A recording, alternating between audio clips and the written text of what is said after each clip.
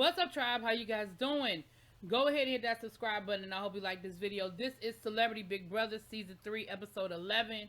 Recap and review. This is not going to take long. They had this whole 2-hour episode, and they could have wrapped this thing up in 5 minutes, so let's get to it.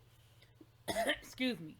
Carson and Lamar are on the block, okay? We know that the plan is to get rid of Carson. Lamar is the decoy. The only shot in hell that Carson has of saving himself is if Cynthia wins the power veto and is able to save him and her at the same time. We know that Todd'S and Lamar are still kind of tethered together in this little punishment. We find out, Lamar has another heart-to-heart conversation about the things he's been through, about his child. His mom died when he was 12 years old of cancer. And Todd'S is like, wow, you've just been through so much. Like, your story is just so deep. And, Lamar was like, oh yeah, when the Lamar Odom documentary comes out, baby, it's going to be a doozy. And I think it will be. And I think somebody should tell the story. But moving on. So, we get to the power veto. It's one of those memory games. It's a 3-card Monty type situation where they have to follow these different items and find out where the power veto is. The person with the most points at the end of a round of 7 wins. So it went back and forth, up and down. Carson was out of it from the beginning. Lamar was out of it from the beginning. But Cynthia was kind of hanging in there for a while. But ultimately, the winner was Misha. And at that point, Carson pretty much knew his fate was sealed. They tried to, now Carson and Cynthia tried to come up with some idea that didn't even make no sense to me. First of all, they still trying to figure out why both of them aren't up on the block. It took them until the end of the episode to figure out why both of them aren't on the block, and Misha had to explain it then. Because Cynthia, hello, if both of y'all are on the block, then one of y'all gets to save the, like it's the whole veto thing. But ultimately, if Cynthia is not on the block, one, it gives Todd a bird in the hand type situation where he could say, hey, Cynthia, I didn't put you up when I could have put you up. And it hopefully discourages Carson from using the veto if he wins it, because then the threat is, well, if you take yourself down, we're going to put Cynthia up. It won't that complicated. But then again, y'all were the ones that thought it was a good idea to backdoor Shayna instead of getting rid of Misha when you had the chance. But okay. So, the punishment is over for Todd and Lamar. Yay, yay, yay. They go to Misha and they don't want Misha to use the veto. She's like, okay. I don't know what the grand... Not that she would... Listen. Not that it mattered, because she was never, ever, ever going to take Carson off the block. So, I mean, the only other reason would be not to take Lamar down and put Cynthia up. But again, it really doesn't matter. They're going to vote Carson out. It doesn't matter who was sitting next to Carson. Carson was going home. So then they tried to go to Misha and try to make a Final Four deal. Excuse me. The person who is not in power can never make the deal. Like, y'all should have made that deal before there was ever a power veto competition, or hell, before there was even a head of household competition.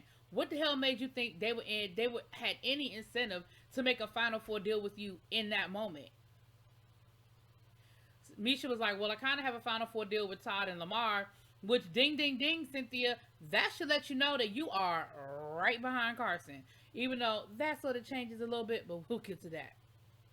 Then they try to go to Todd'S, and they actually almost convinced Todd'S that he should use the veto.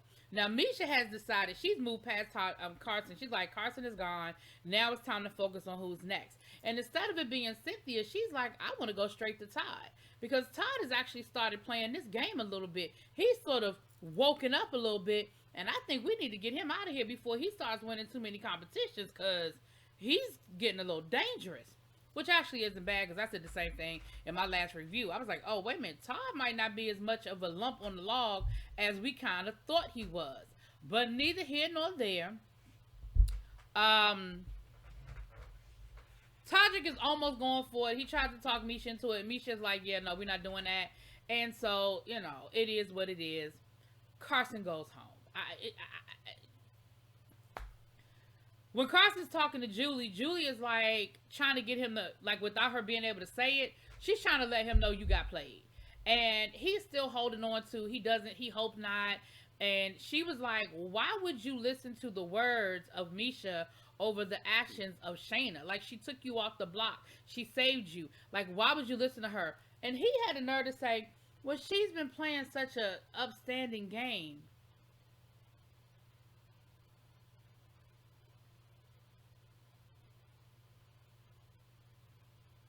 But she knew you were going to put her on the block. And so it was a Hail Mary.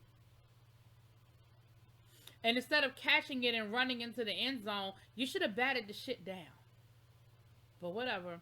It is what it is now. It'd be a totally different game right now if y'all had sent Misha home. Because you would have forced Todd'S to figure some shit out. Because he's been putting all his eggs in that basket. And he pretty much had pissed off the rest of the house in the process. Oh my goodness. This would be a totally different game if Carson had gotten either Misha or Todd'S out. Now, it'd have been better if Misha went home over Todd'S. Because like I said, Todd'S had no other allies in the house. Whereas I think people don't hate Misha as much as they were getting. Hate is a strong word, but you know what I'm saying as far as the game is concerned. Now, they all at the end of the episode, everybody got a message from home, and I just want to say this: I was so happy to see Todd'S family there. Like, again, if you are familiar with Todd Bridges' story, you know the life that this man has had. I mean, how tumultuous it was.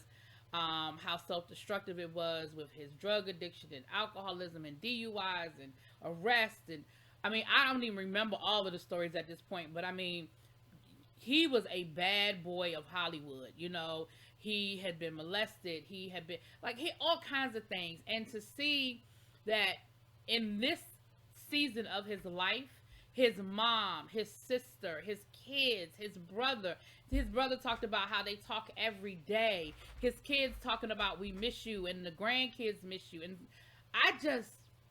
it was great to see, y'all. Like, if nothing else, I walk away with, I love to see where Todd Bridges is in his life right now. And I just continue to pray for him because, y'all, just Google it. It was bad. It was bad.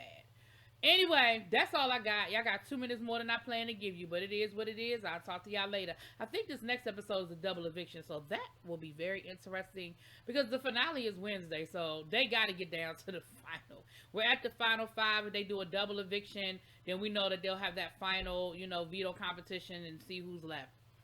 Talk to y'all later. Peace.